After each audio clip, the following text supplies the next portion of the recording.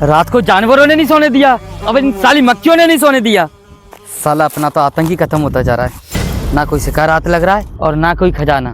घर पे बच्चे भी भूखे मर रहे हैं। सुल्ताना, कोई तो चिड़िया मारनी पड़ेगी।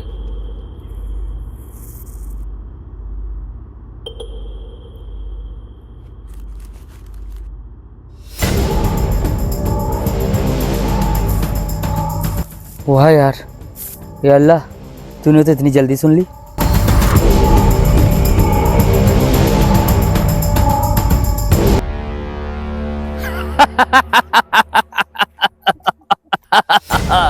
मेरा नाम है डाकू सुल्ताना।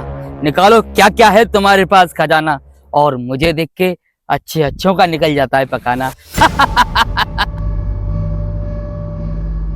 खजाना तो मेरे पास नहीं है, जो कुछ भी है बस मैं ही हूँ। खजाना नहीं है? फिर इस वीरान जंगल में अकेले क्या कर रहे हो? क्या खाते हो, क्या पीते हो?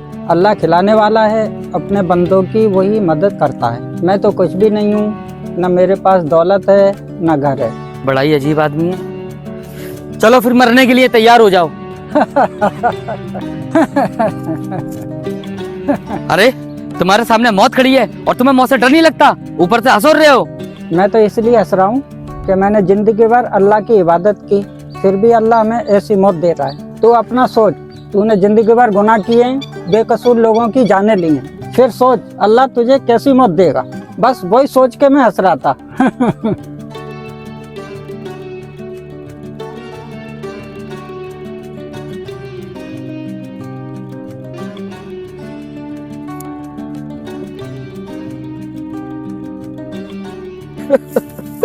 या अल्लाह, मुझे माफ कर दे। मैं ये क्या करने जा रहा था। मुझे माफ कर दो।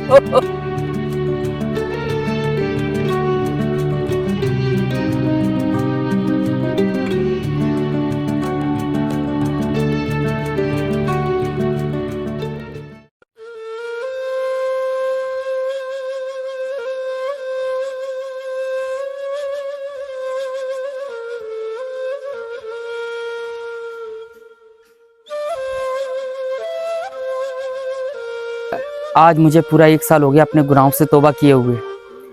गुनाह से तौबा करने के बाद मेरे पास कुछ भी नहीं रहा।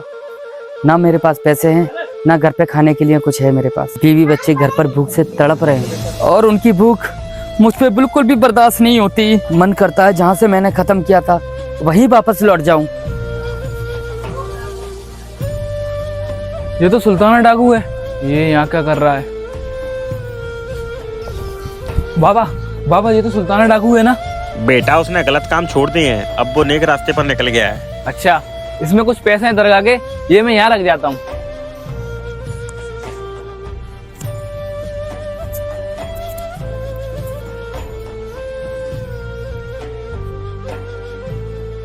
मुजावर साहब, तुमने सुल्ताना डाकू पर डकैती का मुकदमा लगाया है? जी हाँ नवाब साहब, मैंने ही लगाया सुल्ताना डाकू पर डकैती का मुकदमा।